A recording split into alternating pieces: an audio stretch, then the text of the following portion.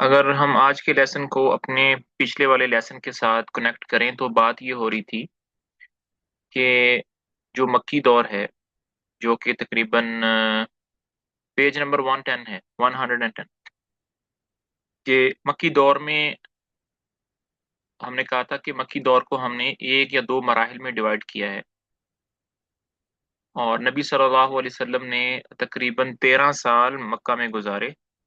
تو کون کون سے احکامات نازل ہوئے مکہ میں؟ کون کون سے احکامات نازل ہوئے؟ تو اس میں سب سے پہلے نماز کا ذکر ہے. ابتداءً جو کچھ نازل ہوا اسی میں نماز کا حکم بھی تھا. مقاتل بن سلیمان کہتے ہیں کہ اللہ تعالیٰ نے ابتدائی اسلام میں 2 رکعت صبح اور 2 رکعت شام کی نماز فرض کی. پانچ پانچ وقت کی نماز فرض ہونے سے پہلے 2 رکعت کی نماز ہوتی تھی. 2 رکعت صبح کو پڑھتے تھے، 2 رکعت شام کو پڑھتے تھے. اور اسی کے بارے میں ایک آیت بھی ذکر کی ہے، وَسَبِّحْ بِحَمْدِ رَبِّكَ بِالْعَشِيِّ وَالْإِبْكَارِ، صبح اور شام اپنے رب کی حمد کے ساتھ اس کی تسبیح کرو. ابن حجر رحمہ اللہ کہتے ہیں کہ نبی صلی اللہ علیہ وسلم اور اسی طرح آپ کے صحابہ واقعہ معراج سے پہلے قطعی طور پر نماز پڑھتے تھے، یعنی نماز پڑھتے تھے. البتہ اس میں اختلاف ہے کہ نماز پنجگانہ سے پہلے کوئی نماز فرض تھی یا نہیں. کچھ لوگ کہتے ہیں کہ سورج کے طلوع اور غروب ہونے سے پہلے ایک نماز فرض تھی. حارث بن اسامہ رضی اللہ عنہ نے ابن لیہہ کے طریق سے موصولاً حضرت زید بن حارثہ سے یہ حدیث روایت کی ہے کہ رسول اللہ صلی اللہ علیہ وسلم پر ابتداءً جب وحی آئی تو آپ کے پاس حضرت جبرائیل علیہ السلام تشریف لائے، آپ کو وضو کا طریقہ سکھایا. جب وضو سے فارغ ہوئے تو ایک چلو پانی لے کر شرمگاہ پر چھینٹا مارا. ابن ماجہ نے بھی اسی مفہوم کی حدیث روایت کی ہے. برا بن عازب اور ابن عباس رضی اللہ عنہما سے بھی اسی طرح کی حدیث مروی ہے. ابن عباس رضی اللہ تعالی عنہ کی حدیث میں یہ بھی مذکور ہے کہ نماز اولین فرائض میں سے ہے. دیکھیں، اس بات میں تو کوئی اختلاف نہیں ہے کہ حضرت آدم علیہ السلام سے لے کر ہمارے نبی صلی اللہ علیہ وسلم تک نماز ہر زمانے میں فرض رہی ہے. یہ جتنی بھی اوپر ڈیٹیل گزر کر گئی ہے نا، میں اس کا خلاصہ آپ کو سنا رہا ہوں کہ ہر زمانے میں نماز رہی ہے، لیکن اس نماز کا طریقہ جو تھا وہ ڈفرنٹ ہوتا تھا. نماز کی تفصیلات ڈفرنٹ ہوتی تھی، رکعت کتنی ہوگی، کتنی رکعتیں پڑھنی ہے، پہلی رکعت میں کیا پڑھنا ہے، سجدے میں کیا پڑھنا ہے، وغیرہ وغیرہ. یہ چیزیں ڈفرنٹ ہوتی تھی، لیکن نماز اٹ سیلف جو تھی نا وہ ہر زمانے میں رہتی ہے، کیونکہ یہ سب سے اہم عبادت ہے. ابن ہشام کا بیان ہے کہ نبی صلی اللہ علیہ وسلم اور صحابہ کرام نماز کے وقت گھاٹیوں میں چلے جاتے تھے اور اپنی قوم سے چھپ کر نماز پڑھتے تھے. ایک بار ابو طالب نے نبی صلی اللہ علیہ وسلم اور حضرت علی کو نماز پڑھتے دیکھ لیا، پوچھا اور حقیقت معلوم ہوئی تو کہا کہ اس پر برقرار رہیں. قریش کو اجمالی خبر. اچھا جی، اب واپس آ جاتے ہیں. ہم نے جیسے کہ پہلے روایت کیا کہ نبی صلی اللہ علیہ وسلم تقریباً پہلے 3 سال چھپ کر تبلیغ کرتے رہے، اور 3 سال کے بعد جب یہ آیت اتری وَأَنذِرْ عَشِيرَتَكَ الْأَقْرَبِينَ، تو نبی صلی اللہ علیہ وسلم نے پھر اپنی دعوت کو سب کے سامنے ظاہر کیا. تو یہ جو 3 سال گزرے ہیں جو کہ چھپ چھپ کر عبادت تبلیغ کرتے تھے، تو اس میں کیا صورتحال تھی؟ مختلف واقعات سے ظاہر ہے کہ اس مرحلے میں تبلیغ کا کام اگرچہ انفرادی طور پر چھپ چھپا کر کیا جا رہا تھا، لیکن قریش کو اس کی سن گن لگ چکی تھی. البتہ انہوں نے اسے قابل توجہ نہ سمجھا. محمد غزالی کہتے ہیں کہ یہ خبریں قریش کو پہنچ چکی تھیں، لیکن قریش نے انہیں کوئی اہمیت نہ دی. غالباً انہوں نے محمد صلی اللہ علیہ وسلم کو بھی اسی طرح کا کوئی دینی آدمی سمجھا جو الوہیت اور حقوق الوہیت کے موضوع پر گفتگو کرتے ہیں، جیسا کہ امیہ بن ابی سلط، قس بن ساعدہ، زید بن عمر بن نفیل وغیرہ نے کیا تھا. البتہ قریش نے آپ کی خبر کے پھیلاؤ اور اثر کے بڑھاؤ سے کچھ اندیشے ضرور محسوس کیے تھے، اور ان کی نگاہ میں رفتار زمانہ کے ساتھ آپ کے انجام اور آپ کی تبلیغ پر رہنے لگی تھی. نبی صلی اللہ علیہ وسلم نے جب 3 سال شروع میں کیا تھا، تبلیغ کا کام شروع کیا تھا، تو وہ مطلب قریش والے جو تھے نا ان کو معمولی سمجھتے تھے. ان کو اندازہ ہی نہیں تھا کہ محمد جو بات کر رہے ہیں یہ ایک دن آئے گا کہ ان کی بڑی شان ہوگی. اور ایسا ہی ہوتا ہے، جب کوئی کام سٹارٹ ہوتا ہے نا تو شروع شروع میں لوگ اس کو توجہ نہیں دیتے. جیسے مثال کے طور پر کرونا وائرس، ہمیں یاد ہے کہ 2018-19 میں مارچ کا مہینہ تھا، تو ہم کچھ دوست بیٹھے ہوئے تھے آپس میں، تو ایک دوست کہنے لگا بھائی آپ کو پتہ ہے چائنا کے اندر ایک بیماری آئی ہے، لوگ اسے مر رہے ہیں۔ تو ہم اس کو بلیو ہی نہیں کر رہے تھے، ہم نے کہا یہ بھی کوئی بات ہے۔ لیکن آہستہ آہستہ آہستہ آہستہ وہ بیماری اتنی بڑی کہ پوری دنیا کو اس نے اپنی لپیٹ میں لیا۔ تو نبی صلی اللہ علیہ وسلم کی دعوت بھی ایسی تھی، لوگ اس کو قریش کے لوگ اس کو اتنا زیادہ نہیں سمجھ رہے تھے، لیکن آہستہ آہستہ پھر 3 سال تک تبلیغ کا کام خفیہ اور انفرادی رہا۔ اس دوران اہل ایمان کی جماعت تیار ہو گئی جو اخوت اور تعاون پر قائم تھی، اللہ کا پیغام پہنچا رہی تھی اور اس پیغام کو اس کے مقام دلانے کے لیے کوشاں تھی۔ اس کے بعد وحی الہی نازل ہوئی، رسول اللہ صلی اللہ علیہ وسلم کو مکلف کیا گیا آپ اپنی قوم کو کھلم کھلا دین کی دعوت دیں، ان کے باطل سے ٹکرائیں اور ان کی بتوں کی حقیقت واشگاف۔ 3 سال کے بعد اب دوبارہ حکم آ گیا۔ دوسرا مرحلہ 3 سال کے بعد شروع ہوتا ہے، جسے ہم کھلی تبلیغ کہہ سکتے ہیں۔ اس بارے میں سب سے پہلے اللہ تعالیٰ کا یہ قول نازل ہوا وَأَنذِرْ عَشِيرَتَكَ الْأَقْرَبِينَ، آپ صلی اللہ علیہ وسلم اپنے نزدیک ترین قرابت داروں کو عذاب الہی سے ڈرائیے۔ یہ سورہ شعراء کی آیت ہے، اور اس سورہ میں سب سے پہلے حضرت موسیٰ علیہ السلام کا واقعہ بیان کیا گیا ہے، یعنی یہ بتایا گیا ہے کہ کس طرح حضرت موسیٰ علیہ السلام کی نبوت کا آغاز ہوا، پھر آخر میں انہوں نے بنی اسرائیل سمیت ہجرت کر کے فرعون اور قوم فرعون سے نجات پائی اور فرعون و آل فرعون کو غرق کیا۔ لفظ دیگر یہ تذکرہ ان تمام مراحل پر مشتمل ہے جن سے حضرت موسیٰ علیہ السلام فرعون اور قوم فرعون کو اللہ کے دین کی دعوت دیتے ہوئے گزرے تھے۔ ہماری قوم کو، نبی صلی اللہ علیہ وسلم کی قوم کو حضرت موسیٰ علیہ السلام کی قوم سے بڑی مشابہت ہے، اسی لیے اللہ تعالیٰ نے قرآن پاک میں بار بار بار بار موسیٰ علیہ السلام کا قصہ سنایا ہے۔ آپ میں سے کوئی بتا سکتا ہے کہ کتنے پاروں میں حضرت موسیٰ علیہ السلام کا ذکر آیا ہے؟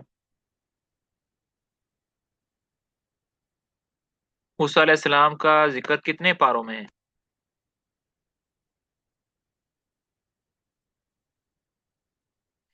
اب کوئی گوگل کھولے گا، کوئی چیٹ جی پی ٹی کھولے گا؟ جی بھائی کوئی تکا ہی لگا لیں، 10 15 20 25 30۔ موسیٰ علیہ السلام کا ذکر کتنے پاروں میں آیا ہے؟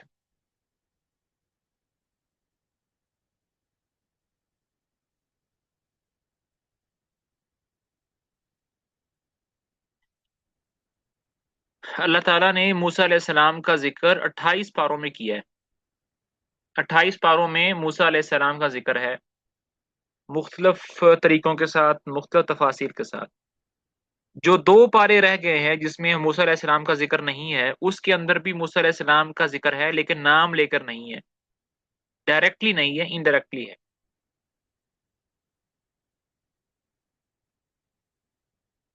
اس کے بعد میرا خیال ہے کہ جب رسول اللہ صلی اللہ علیہ وسلم کو اپنی قوم کے اندر کھل کر تبلیغ کرنے کا حکم دیا گیا، تو اس موقع پر حضرت موسیٰ علیہ السلام کے واقعے کی تفصیل اس لیے بیان کر دی گئی تاکہ کھلم کھلا دعوت دینے کے بعد جس طرح کی تکذیب، ظلم و زیادتی سے سابقہ پیش آنے والا تھا، اس کا ایک نمونہ اور آپ کے صحابہ کے سامنے موجود رہے۔ دوسری طرف اس سورہ میں پیغمبروں کو جٹلانے والی اقوام، مثلا فرعون اور قوم فرعون کے علاوہ قوم نوح، عاد، ثمود، قوم ابراہیم، قوم لوط، اصحاب الایکہ کے انجام کا بھی ذکر ہے۔ اس کا مقصد غالباً یہ ہے کہ جو لوگ آپ کو جٹلائیں انہیں معلوم ہو جائے کہ تکذیب پر اصرار کی صورت میں ان کا کیا انجام ہونے والا ہے۔ یعنی وہ بتا رہے ہیں، موسیٰ علیہ السلام کے ساتھ جو ہماری ریزیمبلنس ہے وہ بتا رہے ہیں۔ بہرحال اس آیت کی نزول کے بعد نبی صلی اللہ علیہ وسلم نے پہلا کام یہ کیا کہ بنی ہاشم کو جمع کیا۔ ان کے ساتھ بنی مطلب بن عبد مناف کی بھی ایک جماعت تھی، کل 45 آدمی تھے۔ لیکن ابو لہب نے بات لپک لی اور بولا، دیکھو یہ تمہارے چچا اور چچیرے بھائی ہیں، بات کرو لیکن نادانی چھوڑو اور یہ سمجھ لو کہ تمہارا خاندان سارے عرب سے مقابلے کی تاب نہیں رکھتا، اور میں سب سے زیادہ حقدار ہوں کہ تمہیں پکڑوں، بس تمہارے لیے تمہارے باپ کا خانوادہ ہی کافی ہے۔ اگر تم اپنی یہ سارا ہم نے واقعہ سنا ہوا ہے کہ نبی صلی اللہ علیہ وسلم نے دعوت دی اور پھر انہوں نے کیا کیا۔ نبی صلی اللہ علیہ وسلم نے ساری حمد کے بعد کہا کہ میں اللہ کی حمد کرتا ہوں، اس سے مدد چاہتا ہوں، اس پر ایمان رکھتا ہوں، اسی پر بھروسہ کرتا ہوں، اور یہ گواہی دیتا ہوں کہ اللہ کے سوا کوئی لائق عبادت نہیں، وہ تنہا ہے، اس کا کوئی شریک نہیں۔ پھر آپ نے فرمایا کہ رہنما اپنے گھر کے لوگوں سے جھوٹ نہیں بول سکتا، اس خدا کی قسم جس کے سوا کوئی معبود نہیں، میں تمہاری طرف خصوصاً اور لوگوں کی طرف عموماً اللہ کا رسول اور فرسادہ بن کر آیا ہوں بخدا اسی طرح۔ اچھا جی، یہ ساری سٹوری جو ہے وہ ہم نے سنی ہوئی ہے۔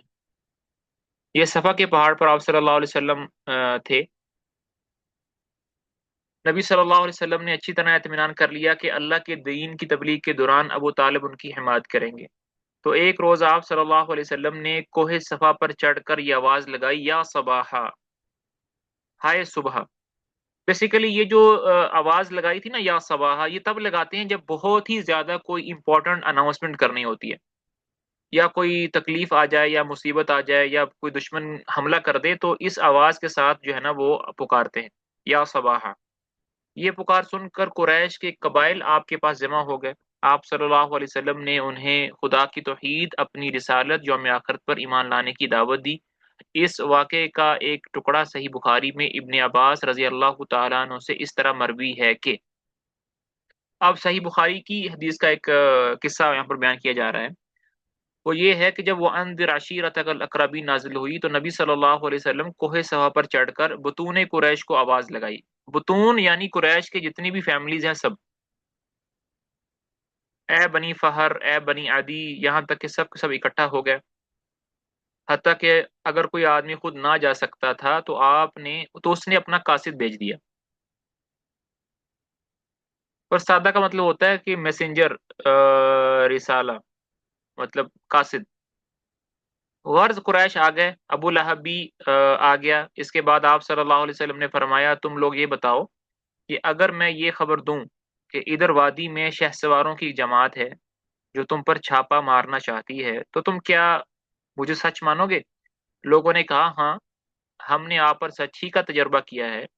آپ نے فرمایا، اچھا، تو میں تمہیں ایک سخت عذاب سے پہلے خبردار کرنے کے لیے بھیجا گیا ہوں۔ اس پر ابو لہب نے کہا، تو سارے دن غارت ہو، تو نے ہمیں اس لیے جمع کیا تھا؟ اس پر سورت تبت یدا ابی لہب نازل ہوئی، ابو لہب کے دونوں ہاتھ غارت ہوں اور وہ خود غارت ہو۔ اس واقعے کا ایک اور ٹکڑا امام مسلم نے اپنی صحیح میں ابو ہریرہ رضی اللہ تعالیٰ عنہ سے روایت کیا ہے۔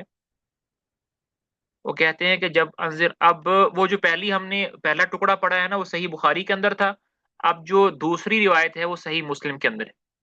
وہ اس طرح سے ہے کہ جب آیت وَأَنذِرْ عَشِيرَتَكَ الْأَقْرَبِينَ نازل ہوئی تو رسول اللہ صلی اللہ علیہ وسلم نے پکار لگائی۔ یہ پکار عام بھی تھی اور خاص بھی تھی۔ آپ نے کہا، اے جماعت قریش، اپنے آپ کو جہنم سے بچاؤ۔ اے بنی کعب، اپنے آپ کو جہنم سے بچاؤ۔ اے محمد کی بیٹی فاطمہ، اپنے آپ کو جہنم سے بچاؤ، کیونکہ میں تم لوگوں کو اللہ کی گرفت سے بچانے کا کچھ بھی اختیار نہیں رکھتا۔ البتہ تم لوگوں سے نسبت و قرابت کے تعلقات ہیں جنہیں میں باقی اور تر و تازہ رکھنے کی کوشش کروں۔ یہ بانگ درا غایت تبلیغ تھی۔ رسول اللہ نے اپنے قریبی ترین لوگوں پر واضح کر دیا تھا کہ اب اس رسالت کی تصدیق ہی تعلقات پر موقوف ہے، اور جب نسلی اور قبائلی عصبیت پر عرب قائم ہے، وہ اس خدائی انذار کی حیرات میں بالکل ختم ہو۔ اچھا جی، حق، اوکے جی، مشرکین نبی صلی اللہ علیہ وسلم پہلی دفعہ جو ہے نا وہ منظر عام پر آ گئے تھے۔ اس سے پہلے نبی صلی اللہ علیہ وسلم کی دعوت تھی وہ چھپ چھپا کر ہوتی تھی۔ اب پہلی دفعہ لوگوں کو اس کا پتا چلا تھا، تو پھر لوگوں کا ریئیکشن کیسے تھا؟ حکم نازل ہوا، فَاسْدَعْ بِمَا تُؤْمَرُ وَأَعْرِضْ عَنِ الْمُشْرِكِينَ۔ آپ کو جو حکم ملا ہے اس سے کھول کر بیان کر دیجئے اور مشرکین سے رخ پھیر لیجئے، یعنی کہ اگنور کیجئے۔ مسلمانوں، مشرکین کی جو تکلیفیں آپ کو پہنچے گی اس کو اگنور کیجئے، نظر انداز کرنے کا مطلب، رخ پھیرنے کا مطلب یہ ہے۔ اس کے بعد رسول اللہ نے شرک کے خرافات و اباطیل کا پردہ چاک کرنا، بتوں کی حقیقت اور قدر و قیمت کو واشگاف کرنا شروع کر دیا۔ آپ مثالیں دے دے کر سمجھاتے تھے کہ یہ کس قدر عاجز و ناکارہ ہیں، اور دلائل سے واضح فرماتے تھے کہ جو شخص انہیں پوجتا ہے، ان کو اپنے اور اللہ کے درمیان وسیلہ بناتا ہے، وہ کس قدر کھلی گمراہی میں ہے۔ اب نبی صلی اللہ علیہ وسلم نے بتانا شروع کر دیا کہ یہ جو بت ہے نا، یہ تمہارے کسی کام کے نہیں ہے، یہ نہ نفع دے سکتے ہیں نہ نقصان دے سکتے ہیں، نہ زندہ کر سکتے ہیں نہ مار سکتے ہیں۔ تو جب نبی صلی اللہ علیہ وسلم نے یہ باتیں کرنا شروع کی تو مشرکین کو اب زیادہ تکلیف ہونا شروع ہو گئی۔ مکہ ایک ایسی آواز سن کر جس میں مشرکین اور بت پرستوں کو گمراہ کہا گیا تھا، احساس غضب سے پھٹ پڑا. وہ سالوں سے بتوں کی پوجا کرتے آ رہے تھے، نسل در نسل کرتے آ رہے تھے. اب کئی سالوں کے بعد، کئی نسلوں کے بعد ایک آدمی نے آ کر یہ کہا کہ تم لوگ یہ غلط کر رہے ہو، تو ظاہری بات ہے ان کو غصہ تو لگے گا. اس وجہ سے وہ نبی صلی اللہ علیہ وسلم سے غصہ ہوئے، گویا بجلی کا کڑکا تھا جس نے پرسکون فضا کو ہلا کر رکھ دیا. اس لیے قریش اس اچانک پھٹ پڑنے والے انقلاب کی جڑ کاٹنے کے لیے اٹھ کھڑے ہوئے. اور آگے جو بات ہی ہوگی. اچھا جی. اوکے جی، تھوڑا سا اسکپ کرتے ہیں، ساری ڈیٹیل وہی ہے. اچھا، اب نبی صلی اللہ علیہ وسلم قریش والوں کو جب احساس ہوا، میں ساری چیزوں کو نا تھوڑا سا سمرائز کر رہا ہوں، کہ وہ یہ ہے کہ دیکھیں جب نبی صلی اللہ علیہ وسلم نے ان کے بتوں کو برا بلا کہنا شروع کیا، تو قریش نے نبی صلی اللہ علیہ وسلم کو روکنے کی کوشش کی. سب سے پہلا طریقہ انہوں نے نبی صلی اللہ علیہ وسلم کو روکنے کا یہ اختیار کیا کہ وہ نبی صلی اللہ علیہ وسلم کے چچا کے پاس گئے، ان کو کہا کہ آپ اپنے بھتیجے کو روکیں. جب ابو طالب اللہ کے نبی کو نہیں روک پائے تو پھر انہوں نے اغلا طریقہ اختیار کیا. پھر وہ طریقہ کامیاب نہیں ہوا، پھر اگلا، پھر اگلا، پھر اگلا، پھر اگلا، یہاں تک کہ قتل کرنے تک بات پہنچ گئی. تو آگے سب اب یہی ڈیٹیل آ رہی ہے. ابن سا کہتے ہیں کہ اشراف قریش سے چند آدمی ابو طالب کے پاس گئے اور بولے، اے ابو طالب، آپ کے بتیجے نے ہمارے خداؤں کو برا بلا کہا ہے، ہمارے دین کی عیب چینی کی ہے، ہماری عقلوں کو حماقت زدہ کہا ہے، ہمارے باپ دادا کو گمراہ کیا ہے. لہذا یا تو آپ انہیں اسے روک دیں یا ہمارے اور ان کے درمیان سے ہٹ جائیں، کیونکہ آپ بھی ہماری طرح ہی ان سے مختلف دین پر ہیں، ہم ان کے معاملے پر آپ کی کافی رہیں گے. اس کے جواب میں ابو طالب نے نرم بات کہی اور رازدارانہ لب و لہجہ اختیار کیا، چنانچہ وہ واپس چلے گئے اور رسول اللہ اپنے سابقہ طریقوں پر رواں دواں رہتے ہوئے اللہ کا دین پھیلانے، مطلب ان کو واپس کر دیا. اچھا جی، چلیں یہاں تک پڑھیں گے، آگے ایک نئی بات شروع ہو رہی ہے، پھر کلاس کا ٹائم بھی ختم ہو جائے گا. یہاں تک پڑھیں گے جی. کسی کا بھی کوشچن ہے تو پوچھ سکتے ہیں ورنہ کلاس کو ختم کر. جس سے اس میں کچھ ڈیفیکلٹ ورڈ ہیں وہ پوچھنا. جی جی، یہ بھی ریکارڈنگ ہو رہی ہے، ابھی پوچھ لیں. ایک منٹ.